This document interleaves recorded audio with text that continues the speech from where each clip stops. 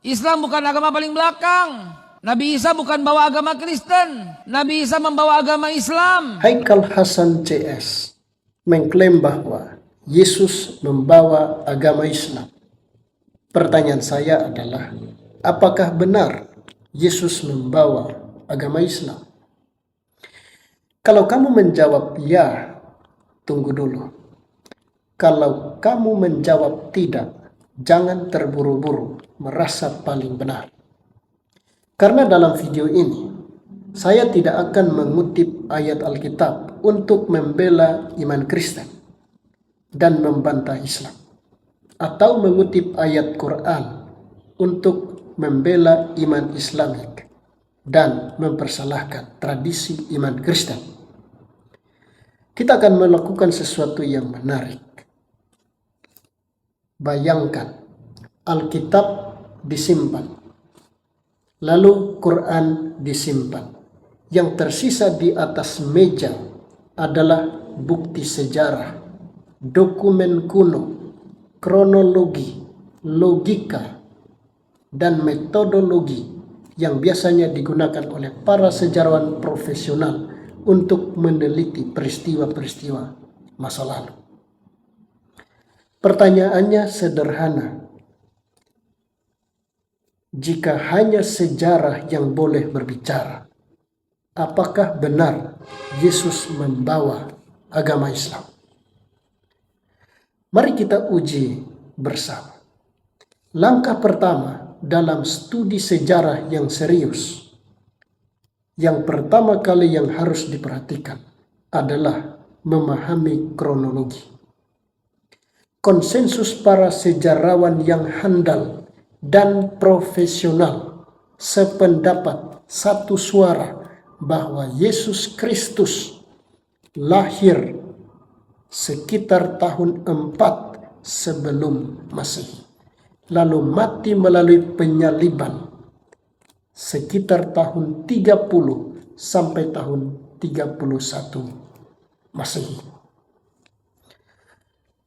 Sementara itu, Islam sebagai agama yang muncul 7 abad setelah kematian Yesus. Itu sekitar tahun 610 Masehi. Ketika itu Muhammad menyampaikan dakwanya di Jazirah Arab. Di sini muncul persoalan. Pertanyaannya adalah, bagaimana mungkin seseorang membawa agama yang baru, yang agama itu sendiri menurut catatan sejarah baru muncul 6 abad setelah Yesus mati, atau orang yang membawa agama Islam itu mati. Dalam penulisan historiografi, kesalahan seperti ini disebut dengan anakronisme historis, ketidaksesuaian sejarah. Misalnya, Sokrates adalah seorang eksistensialis, atau Julius Caesar adalah seorang nasionalis yang modern. Kedua pernyataan ini terdengar menarik, tetapi secara historis tidak dapat dipertahankan. Kenapa? Karena konsep-konsep tersebut belum ada pada zaman Sokrates dan Julius Caesar. Dengan logika yang sama, menyebut Yesus membawa agama Islam menghadapi persoalan kronologis yang sangat serius. Sekarang mari kita masuk ke pertanyaan berikutnya. Apa buktinya bahwa Yesus membawa agama Islam? Apa bukti sejarahnya? Sejarawan selalu mengutamakan sumber-sumber primer, yaitu sumber-sumber yang ditulis paling dekat dengan peristiwa. Tentang Yesus, kita memiliki surat-surat Paulus yang ditulis sekitar 2 dekade setelah kematian Yesus, hanya 2 dekade. Atau kitab-kitab Injil yang ditulis abad pertama, itu sekitar tahun 70 Masehi, semua sudah selesai ditulis. Kitab-kitab Injil. Dan catatan sejarah dari Yahudi dan Romawi. Menariknya, tidak ada satupun sumber dari abad pertama, surat-surat Paulus, kitab-kitab Injil, catatan sejarawan Yahudi dan Romawi, tidak ada satupun yang mengajarkan bahwa Yesus mengajarkan agama Islam. Jangankan agama Islam, istilah Islam, Muslim, Al-Quran, syariat Islam tidak dikenal di Nazaret, tidak dikenal di Palestina, zaman di mana Yesus hidup. Jika benar Yesus membawa agama Islam, mengapa seluruh sumber sejarah yang paling awal justru tidak pernah menyebutkannya? Dalam metode sejarah, pertanyaan seperti ini sangat penting. Sekarang mari kita lihat identitas historis Yesus.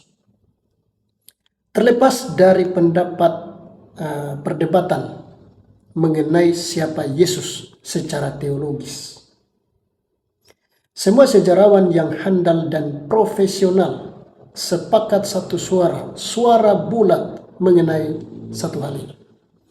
Yesus adalah seorang Yahudi yang hidup di abad pertama.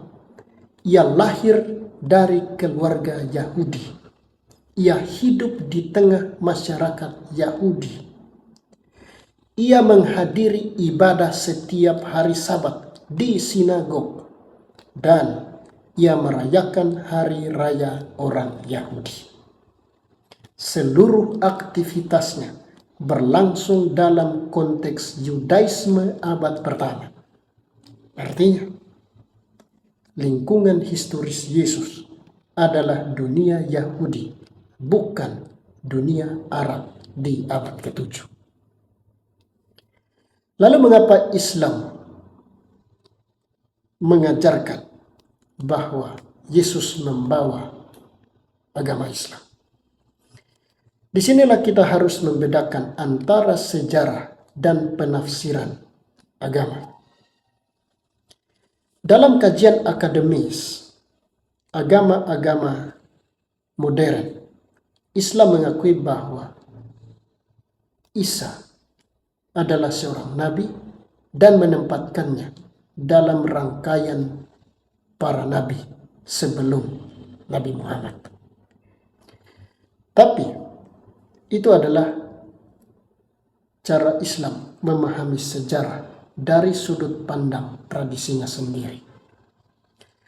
Sedangkan sejarah yang akademis bertanya dengan cara yang berbeda. Apakah ada bukti dari zaman Yesus sendiri yang menunjukkan bahwa benar bahwa Yesus membawa agama Islam? Sayang, 1000 sayang. Sampai detik ini, jawabannya tidak ada. Terakhir, mari kita lihat dari sudut pandang filsafat. Dalam filsafat ilmu, terdapat prinsip yang disebut dengan beban pembuktian. Artinya, siapapun yang mengajukan klaim, dialah yang harus menunjukkan buktinya. Jika seorang mengatakan bahwa Yesus membawa agama Islam, maka ia harus menunjukkan dokumen agama, dokumen sebelum Islam muncul. Tapi apakah ada? Jawabannya adalah tidak ada. Adakah catatan bahwa Yesus membawa agama Islam? Jawabannya tidak ada.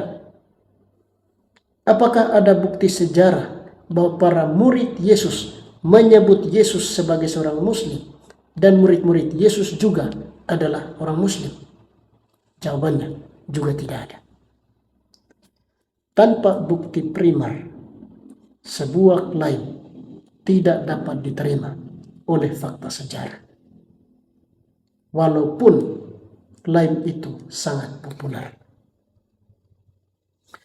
Jadi, jika pertanyaannya adalah, apakah Yesus membawa agama Islam menurut sejarah yang paling akademik?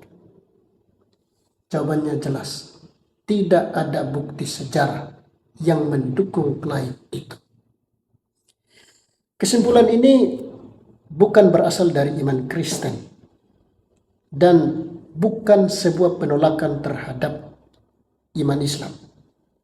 Tapi ini berasal dari metode sejarah yang para sejarawan handal dan profesional gunakan dalam meneliti tokoh-tokoh bahkan peristiwa-peristiwa masalah.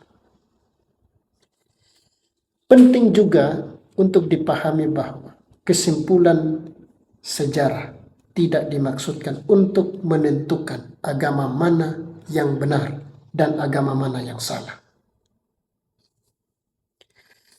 Sejarah hanya menjawab satu pertanyaan. Apa yang dapat dibuktikan berdasarkan bukti yang tersedia? Karena itu, membedakan antara keyakinan agama dan fakta sejarah adalah langkah penting agar tercipta diskusi yang jujur, diskusi yang ilmiah, dan saling menghormati satu sama lain. Kalau menurut Anda, pembahasan seperti ini menarik buatmu, tuliskan pendapat Anda di kolom komentar. Bagaimana menurut Anda? Apakah sejarah dan keyakinan harus dibedakan ketika kita membahas tokoh-tokoh dan peristiwa masa lalu? Jangan lupa follow, like, subscribe, dan aktifkan lonceng notifikasi supaya tidak ketinggalan pembahasan yang menarik dari sudut pandang sejarah, filsafat, teologi, dan lain sebagainya. Selamat pagi, selamat beraktivitas, sampai jumpa di video-video berikutnya. Tuhan Yesus memberkati.